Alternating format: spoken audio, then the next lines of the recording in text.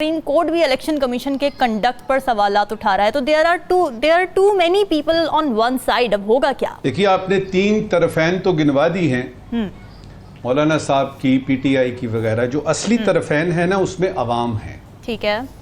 सबसे पहले हमें ये 8 फरवरी के इलेक्शंस पे जो रद्द अमल नज़र आया वो अवाम का नज़र आया। अवाम ने कहा जी कि ये हमने तो इनको वोट नहीं दिए थे, ठीक है, इनको वोट दिए थे।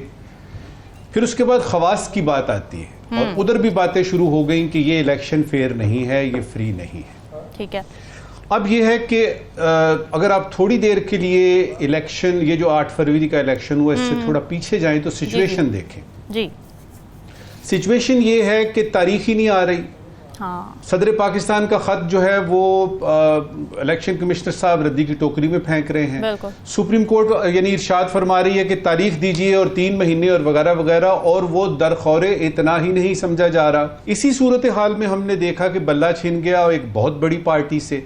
तो ये जो तरफैन है ना, ये जरा काफी ज्यादा से हैं। अब उसमें आप शामिल कीजिए अमेरिकी करारदाद कि अब दूसरे मुल्क भी बीच में शामिल हो गए। उसके ऊपर तुर्रा ये देखिए कि सुप्रीम कोर्ट ने एक डिफरेंट किस्म के मौजू पे बात करते हुए, यानी आपकी जो मखसूस नशिस्तें हैं उन पे बात करते हुए, बहस करते हुए, फिर इस पे एक सवालिया निशान उठा दिया है। मशकूक हो गया इलेक्शन 8 फरवरी का, बिल्कुल पक्का हो गया कि ये 8 फरवरी के इलेक्शन, और वो ये मैं बात कर रहा हूं अवाम और ख्वास की बात नहीं कर रहा, ना ही मैं किसी माजी के उस पे, मैं तो अपनी सुप्रीम कोर्ट को देख रहा हूं। जरा सुनिएगा, 2-3 जरा स्टेटमेंट्स देखिएगा, और खास तौर पे वो लोग जो बड़ी तवज्जो से ये सारा कुछ देख रहे हैं, वो जस्टिस अतहर मिनल्ला का इजाफी नोट जरूर पढ़े और जरा गौर से पढ़े, बैनुस्सतूर भी पढ़ें कि क्या है। देखिए, अदालती फैसले की गलत तशरीह करके,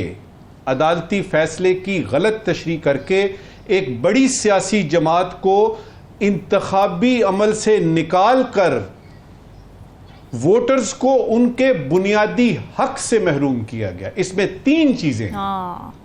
आगे सुनिए। मखसूस नशिस्तों का केस सिर्फ नशिस्तों का केस नहीं, बल्कि अवाम के बुनियादी आईनी हुकूक का केस है। लीजिए जी, अब आगे आपके फंडामेंटल राइट्स। तो आप अगर जेहतें देखेंगे ना इसमें, तो इस वक्त जो चल रही है, जो सूरत हाल, ये जो कार्रवाई चल रही है सुप्रीम कोर्ट में, मेरे नज़दीक इसके बड़े दूररस नताइज निकलने वाले हैं। और ये एक इंतहाई यानी बहुत ही ज़्यादा अहम रुख में ये चीज़ जा रही है। आगे सुनिए। पीटीआई को बतौर सियासी जमात इंतखाबी अमल से क्यों बाहर किया गया?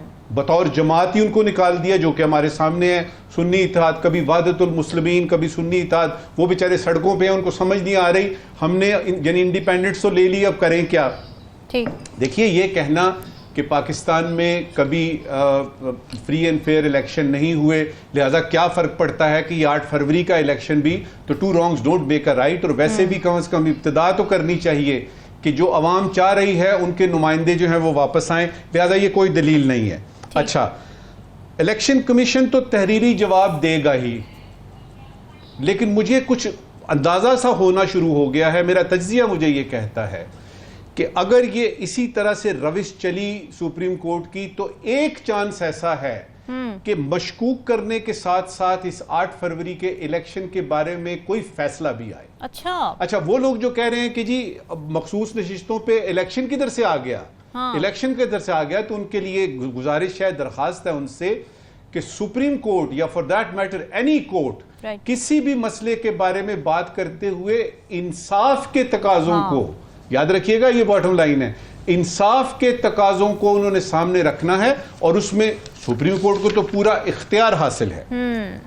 कानूनी माहिरीन इस वक्त तजब्जब में है, क्योंकि अगर इस किस्म की कोई गुमगू की सूरत हाल आई और सुप्रीम कोर्ट ने 8 फरवरी के इलेक्शंस पे कोई धड़ल्लेदार किस्म का, जिसकी मुझे तो बड़ी उम्मीद और यकीन है, कोई उन्होंने बयान पेश कर दिया, तो ये सारा कुछ होगा क्या?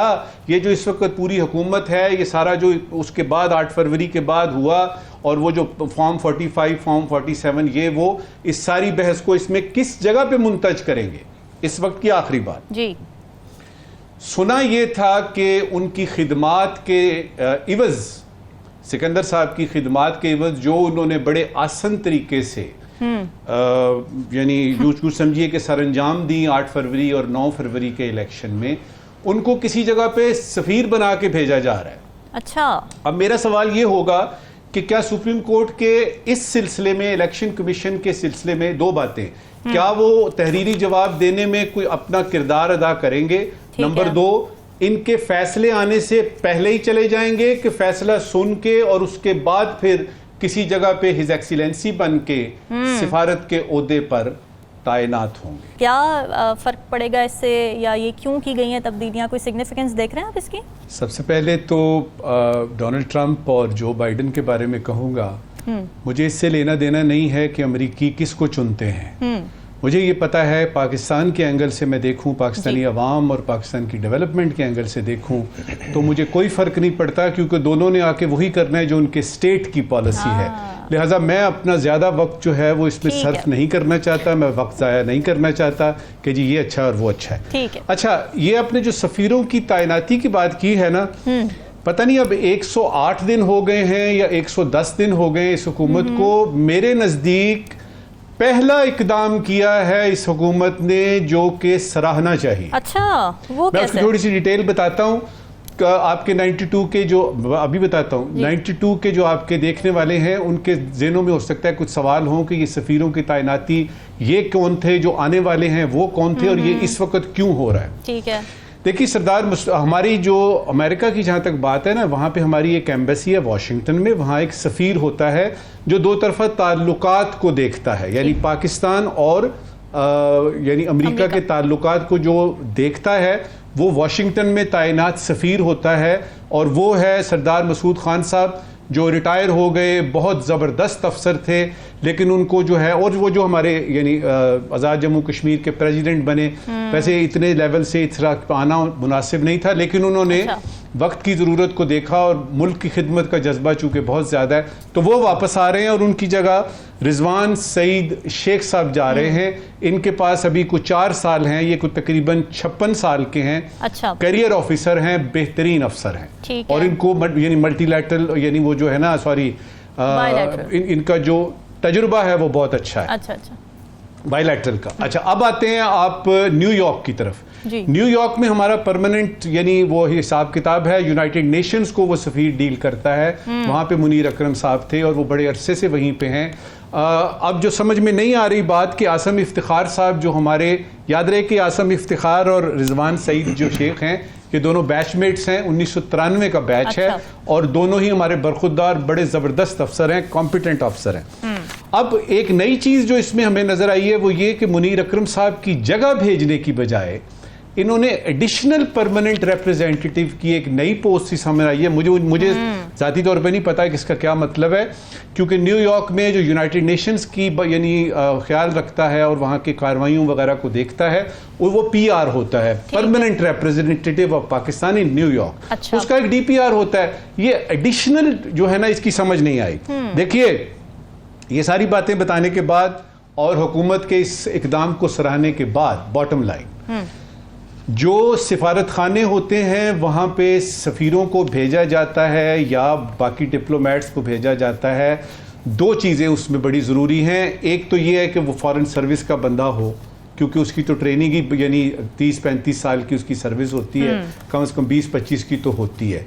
दूसरा ये जो आप सियासी तौर पे भेज देते हैं, इसका भी ठीक है, लेकिन की कंट्रीज़ में हाजिर सर्विस जो आपके वो हैं अफसरान, उनको भेजना चाहिए। और अब मैं आता हूं, जो मैंने पहले बात की थी कि सराहना है, ये दोनों अफसरान जो आ रहे हैं ये हाजिर सर्विस नहीं थे, जो दोनों अफसरान जा रहे हैं ये हाजिर सर्विस है, और इसकी मुझे बहुत खुशी है।